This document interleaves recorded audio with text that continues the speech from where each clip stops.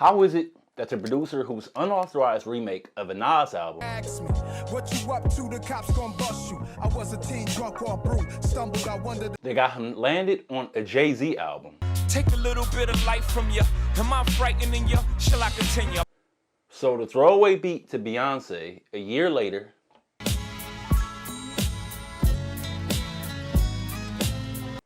produced a record on Nipsey Hussle's Crenshaw mixtape. Do your thing, just be safe with it. And Kendrick Lamar's most complex record on Damn. It's still relatively unknown compared to some of his more famous peers, and was one of the most disrespected producers during his height. The self-described different kid from Salem, North Carolina, whose sound is constantly evolving and changing while borrowing from the past, I call him the avatar of hip-hop, who has mastered all the elements, goes by the name of Ninth Wonder. You call weird, you this, that, and the third, but you know, that different kid is Bill Gates. You know, that different kid is Steve Jobs. So it's late 2024, I'm laying in the bed on Prime TV, you know, browsing the free channels they have. You know those really obscure channels like some streaming services have? You got like 24-hour Judge Mathis channel, Emerald Live channel, or the Fresh Prince of Bel-Air, but only the episodes with dark skin Aunt Viv channel. And I come across Lupin the Third channel. For those unaware, Lupin the Third is an anime that's been around in some form since like 1971 about a gang of thieves. Even if you don't care for anime, I think you would enjoy the series if you like heist films. But as I'm half watching it, half scrolling Reddit reading adults made up fan fictions in the Am I Overreacting subreddit. You have no trust in me. Hurts my feelings. I'll cancel the trip, but I think And I jump up, I'm now paying full attention. It took me a few minutes to realize what the hell was happening. See, I often listen to a series of albums called Zion. It's mostly instrumentals made by the producer Ninth Wonder. I had no idea his bag was this deep. Here I am hearing the original version of a beat he flipped from an early 1970s anime. After calming down, I found out the original song is called Lonely for the Road by a Japanese band called You, the Explosion Band. Here's the original compared to the ninth flip. I can only play a couple seconds or YouTube's copyright box will come to my house and break my ankles.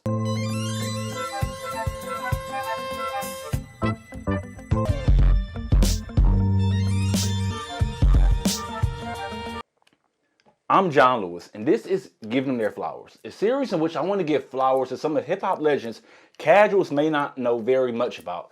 If you're watching this video, you fall into one of two camps, a casual music fan or a hip-hop nerd. In case of the latter, us hip-hop nerds are the minority, and that's fine.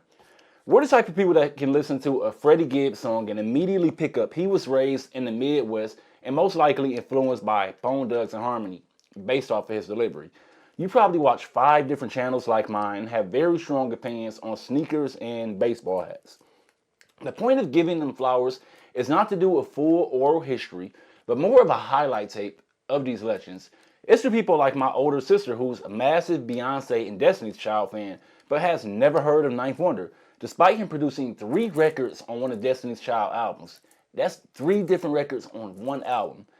As you can see from the length of this video, I'm not doing some mindless 5-hour rambling like Quentin Review style video or reading straight from Wikipedia and sprinkling in my opinions like I'm Jordan French, or even like half of the so-called hip-hop channels on this website that do that. Most of you have no idea who those people are, and the few that do, know I'm speaking facts. I'm positive the hip-hop nerds will stay tuned in for one main reason. It's nothing we love more than being able to prove to internet strangers how much we know more about a specific niche than others. While you all wait to comment that I didn't mention some tidbit about Ninth, why don't you drop your Mount Rushmore and Ninth Wonder beats below? It'll help the casual see how deep his bag is. So, Ninth, as a student of hip-hop, I want to give you your flowers. Now, let's get into it. It's just like fashion. And maybe a shirt on this side, the jacket's over here, but it takes a mind to put all those together. It's the same thing with records. It's like, if you don't know how to dress this up, man, just don't wear it. Born in North Carolina in 1975, Ninth Wonder would become the one, in my opinion, to truly master sampling. We all know hip-hop origins began in 1970s in New York with DJs who sending break beats on disco-style records and James Brown-type joints. But when most people think of prominent sample era beginning, they think of Puff Daddy and the Bad Boy era. Yes, producers like RZA of the Wu-Tang Clan and Dr. Dre had been sampling records since the late 80s and early 90s. Again, rap nerds, I'm speaking to casuals, to varying quality, but Puff Daddy, as he was known back then, was basically a cheat code because he was doing less of sampling and more of a lazy remake. And as someone who was a kid in the 1990s, I loved all of it because it was my first time hearing most of those records. When I heard songs like More Money, More Problems, my mind was blown. But now that I'm older, I understand why hip-hop purists turned their nose up to his style of sampling. If you can even call that. It was actually closer to just a remake. For way more on this entire history of sampling, check out Questlove's book, Hip Hop is History. I just finished it. It's truly amazing. And if I had a brand deal, this is where I would have plugged the company. It's not selling out when you already use the product. But hip-hop being like digital soul food, we always took from the old to make something new. And what I love about hip-hop is certain sounds remind me of specific eras. And as much as I love Swiss Beats keyboard sound from the late 90s and early 2000s, or Just Blaze records like Dipset's I Really Mean It, to Kanye West's early production with the Chipmunk sound. Jim Jones, freaky Zeke, half a dash. When you go back and listen, they all sound of that era because of either sample heavy or the production styles used. But when Ninth Wonder showed up, he truly was like the avatar of sound. See, here's Kanye West Through the Wire, released in 2004, that samples Shaka Khan 1984 record, Through the Fire. I spit it through the wire, man. Through the fire, to the limit, to the wall. And here's Destiny's Child record from the same year, 2004, produced by Ninth Wonder, that samples the Dramatics 1977 record, Oceans of Thoughts and Dreams.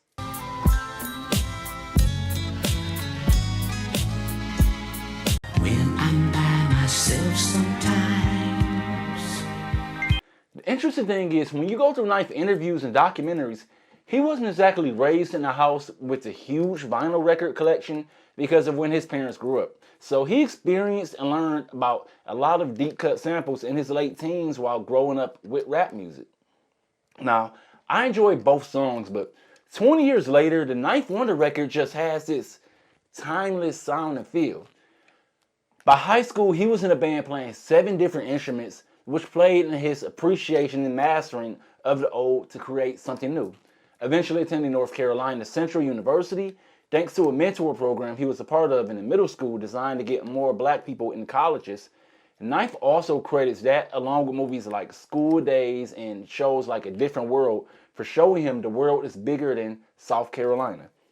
He planned to go to school and eventually teach music, but he ended up dropping out after a couple years when he made friends with a couple of guys at the school. And we recorded in Comanche's bedroom, The Listening, which took us from August to February to record. Some people say it's still our best record. It's a perfect album almost, some people would say. Eventually, Ninth would go on to start a group with rappers Fonte and Big Pooh by the name of Little Brother. And around this time, gained prominence in the underground hip-hop scene thanks to his remaking of Nas' album God's Son with beat switches and his own version called God's Stepson. As I was around 12 or 13 when all of this was happening, and the internet wasn't nearly as accessible as it is now, I'd be lying if I said I knew about Little Brother or even his fan-made Nas album back then. See, in the early 2000s, rap was still kind of regional and relied on marketing. So a kid from Detroit, the most southern rappers I knew about was T.I., Outkast, and the Underground Kings, thanks to a Jayz feature. But someone who did come across this God's Son mixtape, Young Guru, a member of the Rockefeller family, quite possibly the most well-known music engineer of the last 30 years, and we'll be getting the episode at some point. Seriously, name a more famous engineer hip-hop heads know by name. Because of his style of recording and ad-libbing on records, Guru was a household name to rap nerds thanks to Jay-Z constantly shouting him out on different records. And if this was an FT Signifier video, I go on a 10-minute rant about the stories being passed around through oral tradition going back to the earliest Wakanda tribes. So Guru puts word in Jayz ear. Jayz personally reaches out to Ninth Wonder, and now he's working on 2003's The Black Album. Since I deemed him the avatar of producing, we might as well stay with the thing. When Ninth gets to the studio with Jayz, almost every record is complete. Jay lets Ninth hear them, and Ninth is this sample god everyone is talking about, right? Ninth remade an entire Nas album, right? Jay already has the song in his head. As he plays through the song, A Woman's Worth, he asks Ninth, can you do something with this and sample it? Then tells him he'll be back in 45 minutes. Ninth flips the A Woman's Threat sample. Hove comes back. They add Cedric the Entertainer lines. Hove goes into the booth, and from that point, Ninth is the guy. What a lot of people may not have known at that time is even though he dropped out of college, Ninth had studied music theory, and by 9th grade, his teachers told him that he had perfect pitch after hearing the song one time. And to my younger viewers, you won't understand how big the Black Album was at that time. It was supposed to be Jay-Z's last album, concluding a 7-year run. We got a documentary about the making of the album called Fade to Black, released in actual theaters. We had a prequel mixtape that I had a bootleg of called the S. Carter Collection. Jay-Z even had his own sneaker with Reebok that was basically a classic Gucci sneaker, and he didn't even get sued for that somehow. For where Ninth Wonder was in his career, it reminds me of a story of the college basketball scout discovering John Morant, who wasn't even ranked in high school, during a 3-on-3 game while looking for a snack at some random tournament. I ordered some Doritos and a soda. I was able to hear the balls bouncing in the auxiliary gym. Ended up peeking his head in the gym and was watching for a couple minutes. I guess that's when he seen me. Just a few minutes of watching Ja, you just knew he was special. And a couple months later, the Black Album was released. Ninth Wonder had officially produced his first record on a Jay-Z album, all on Fruity Loops. And I'm sorry to dad name you FL Studio, but your poppy name you Fruity Loops, I'm gonna call you Fruity Loops. Even after getting on the album of the year and producing Destiny's Child, it was still a lot of people hating on Ninth Wonder for using Fruity Loops on his laptop. Like, you know how some hip hop and music snobs are? Why isn't he using an MPC 5000 and a keyboard? Basically, they was treating him like he used an air fryer.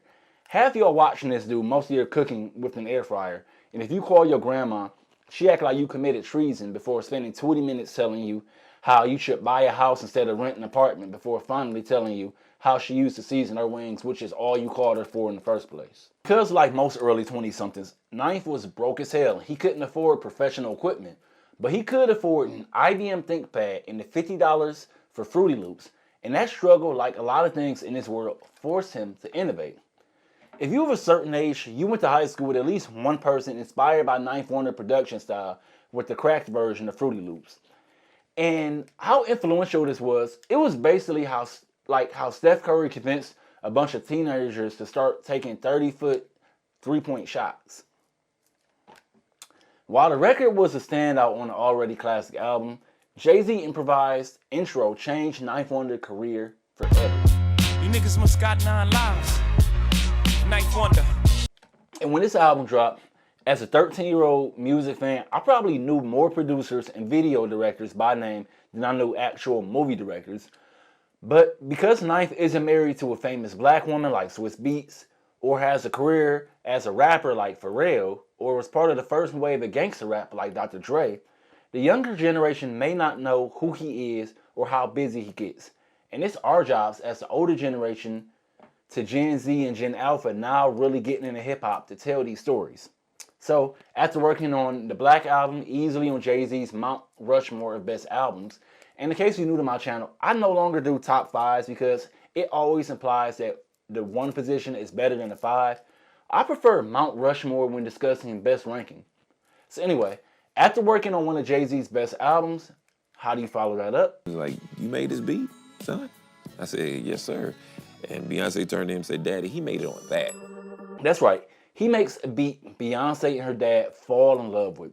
And at this time, producing on a laptop is still so new to the music industry. He's like a Martian. Not only does he produce the record, he works with Sean Garrett, one of the legendary songwriters in R&B. So it's basically prime Shaq and Kobe working with Destiny's Child. And I just can't help but laugh at the irony of these two straight black men making a chart-topping song for a group of women, when in 2025 we have incel and red pill losers crying about what real men do. So many men made so much money writing and producing from a woman's perspective and still do, while weirdos trick rules into paying to go to some alpha male camps. But anyway, back to the story. So by the end of this album, he has 2 songs to make the US version of the album Girl, along with Is She the Reason, and a third on an international version called Game Over. And if I haven't scared away all my lady viewers away, let me know in the comments what's your favorite. Personally, I like Girl because, man, like that production, it just feels like a glass of wine and watching a movie with your lady. Like, yeah, mixed drinks is fine, but something about drinking wine in your 30s just hits different. So now it's 2005. Hip-hop is in an interesting place. The gangster aesthetic is still the most popular and best way to market an album. In that year alone, we got The Game, the documentary, Beanie Siegel, The Becoming, Thug Motivation 101, Young Jeezy, 50 Cent, The Massacre, but also records that divert. Common B charts well. Kanye West's Late Registration shows a regular black man can be successful in the industry. And we also get Little Brother's second album, The Minstrel Show. In 2005, this was seen as the real album that pushed hip-hop into a new era, even though Kanye West got most of the attention, especially because of his unique sampling style. Those who were really tapped in were actually way ahead of all of us. Again, admittedly, I was late to this album. Little Brother never got major play on 106 in Park or the local radio stations where I lived. But going back in time, this is the best sounding album of that year. With 20 years hindsight and growth in rap, most of these beats could be used now. And it was very clear Ninth Wonder was the Beyonce of that group. And records like Lovin' It prove why. Yes, the rapping was good, but that production is just out of this world. Y'all touring us right now, and it feels so beautiful. Performing in black. While I still enjoy albums from that era, David Banner beats and the Diplomats they just kind of sound outdated in comparison. Again, I'm a rap nerd that grew up listening to Motown records in Detroit. Artists like Marvin Gaye and Stevie Wonder are legends, and I enjoy their music of that era that it's from, and it reminds me of riding in the car with my parents. But it just takes a different type of brain to make beats 20 years ago that sound modern compared to like other producers. Let's be honest, those Scott Storch beats sound like they're from that era they worked in. They just sound like early 2000s and outdated. Not only was Ninth one of the first producers to embrace a new style with Mazza and Fruity Loops, he was part of the first wave of blog era rap, producing one of Wale's earliest mixtapes, Back to the Feature in 2008, released in between the 2 mixtapes about nothing. Ninth proved he could work with any region sound. I think a lot of non-hip-hop nerds forget how difficult that is. Yes, it's nice that we think of DJ Mustard having that West Coast sound, but Ninth is like prime LeBron James. In the East Coast, he produced for Jayz. The DMV area, Wale. The ladies' joints for Destiny's Child. And in 2013, the West Coast, he was part of one of the biggest marketing moves in rap history. The marketing for Crenshaw was it was a movement called Proud to Pay. Yeah, man, and I was proud to pay. That's why I paid, bro.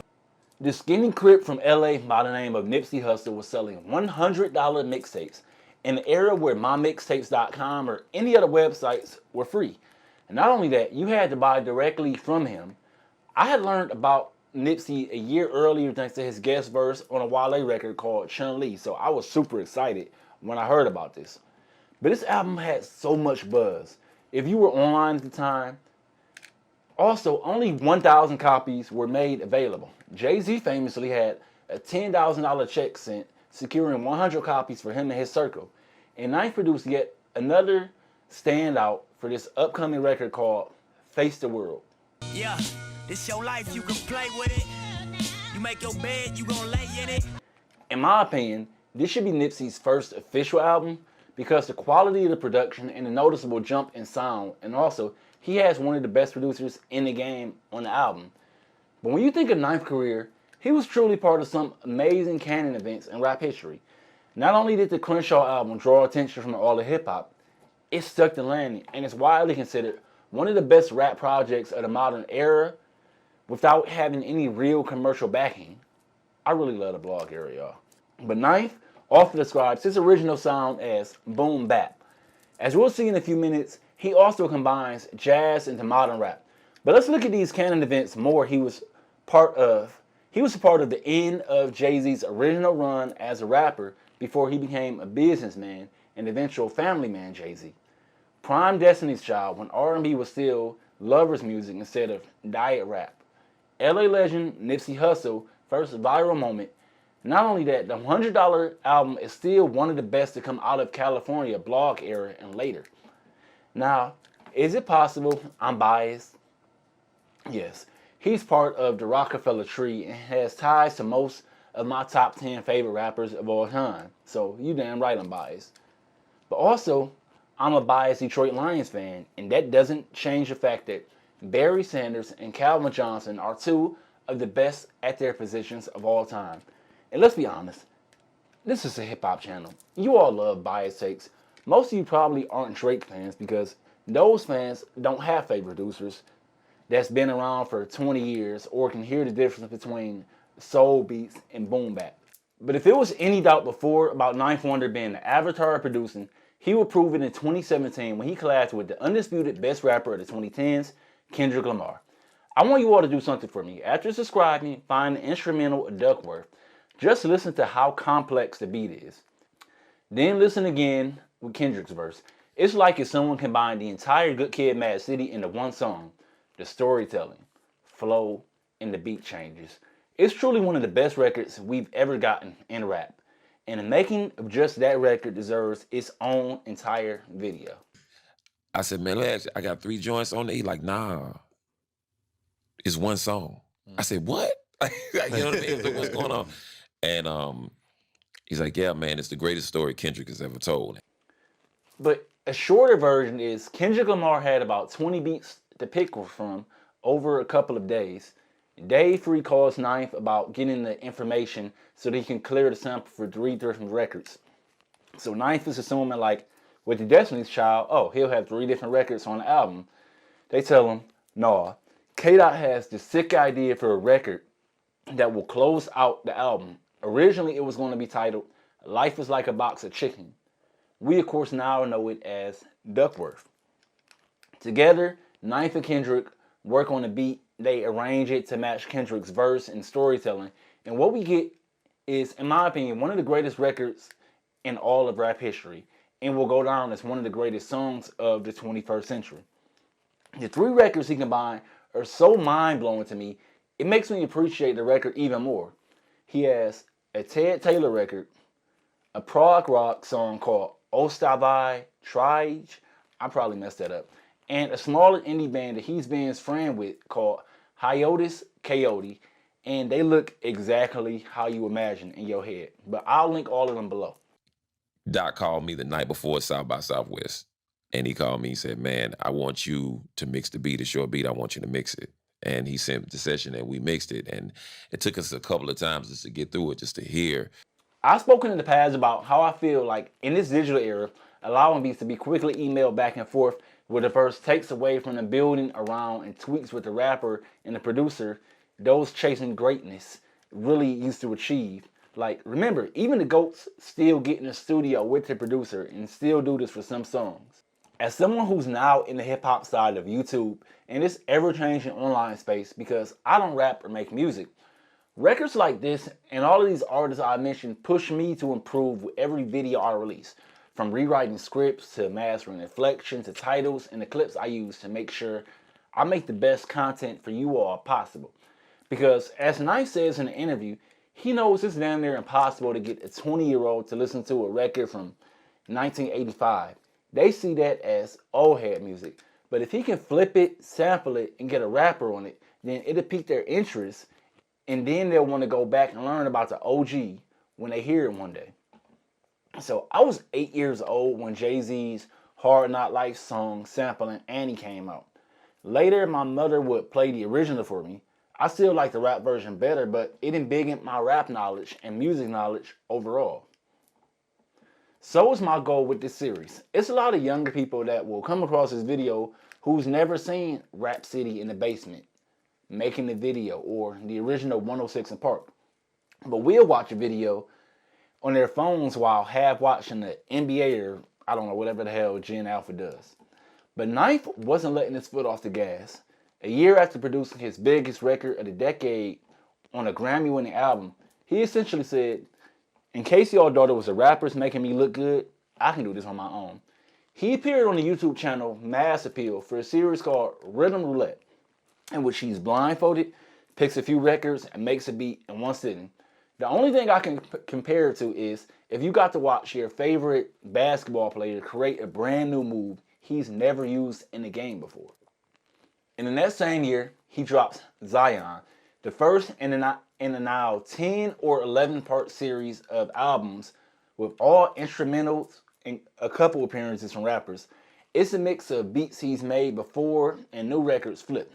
It's how I originally heard the Loop in the Third sample. If you, someone like me who can't listen to music with lyrics while writing or doing any type of creative work, it's basically digital Adderall or what I imagine it does to people trying to focus. I don't know. So, by the late 2010s, Knife had evolved from the boom bap he got famous off of with his group Little Brother that eventually split in 2007 because of growing pains into something new that I still feel weird for even trying to put a name to. But if I had to, it's like jazz meets hip hop and R&B with a dash of lo-fi. But when it comes to Little Brother, the members didn't have a super public falling out, but from what I'm able to piece together, there was a disagreement for the third album. While Ninth Wonder was now a producer, a superstar producer actually, Fonte and Pooh weren't happy with the beats he was giving them and wanted to do a mix of different producers. Ninth felt Little Brother should only be the three of them, and from then it fell apart. They even went a few years without speaking before hatching things over. But see, when it comes to the Zion mixtapes, or Zion albums, I guess he would call them, I really wish more producers did this. I know collections exist of like J Dilla beats, but no one is doing it at this level. And to ensure we aren't losing recipes, since 2006, he's been teaching a class on hip-hop history and black cinema at Duke University and various HBCUs. It's a documentary from years ago on YouTube that I'll link below. But when Knife talks, you can tell he truly loves this hip-hop space and wants to share it while teaching the young generation. It's possible some of his past students are even watching this video right now. You see, rappers are sensitive, so I won't mention any names this time. This time I won't mention any names. But we can all think of a couple rappers who get success and look down on everyone else, or they speak like they're so much better because they rap about pyramids and capitalism. See, we need more members of hip-hop to age like Knife and be willing to share what he's learned or what they've learned with the next generation of would-be creators. And if that wasn't enough, in 2022, Knife formed another supergroup by the name of Dinner Party, featuring, I'm sorry if I mess up these names, Kamisi Washington, Robert Glasper, and Terrence Martin. In 2025, I see the time is coming when we really have more defined genres inside and outside of rap. When niggas that had cross sides, unforgiving creates division like apartheid. I believe Knife described it as adult contemporary rap. If you never heard this album, I recommend you start with my personal favorite track, From My Heart and Soul. It has To Pimp a Butterfly vibes, which makes sense because Terrence Martin produced a lot of that album. Like a lot of black men my age living in America, I'm no longer a religious person, but I'm still a spiritual person. And on a cold January day in 2025, as I sat at my desk with my laptop working on my schedule for this very channel and what stories to tell, Mass Appeal dropped another Rhythm Roulette featuring Ninth Wonder. As fans of hip-hop, I think we often forget some people are just special and never stop growing. In our minds, music is like sports. Sure, I was a Mike Vick fan 20 years ago, but he aged and retired, and Lamar Jackson is the new best black quarterback in the NFL. But when it comes to music, the brain never stops growing. What Ninth Wonder does in those 30 minutes of this episode is something I haven't seen from a man that just turned 50 years in hip-hop, rarely, if ever. In case you think I'm being dramatic, go watch Timbaland's episode of Rhythm Roulette, released 1 month earlier. If I describe how bad and lazy his efforts are in this episode, you all will not believe me.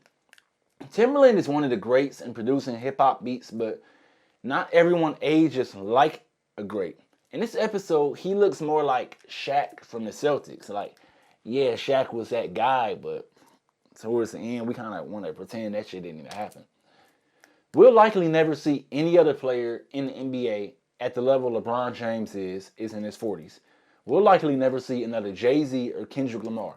And we may never see another producer like Ninth Wonder who's done more in so many ways. I plan on covering more legends who I feel should get flowers while they still living. If this video reaches Ninth Wonder or anyone in his camp, please reach out to me. I have to know how you came across that sample from that loop in the third. It made me start listening to Japanese jazz. If you all enjoyed this video, drop a like and subscribe. It'll show YouTube content like this is needed. And if you can, join my Patreon so I can afford to make more content like this. I've been John Lewis. This was Give Them Their Flowers. Hip hop, I love you. I'm out.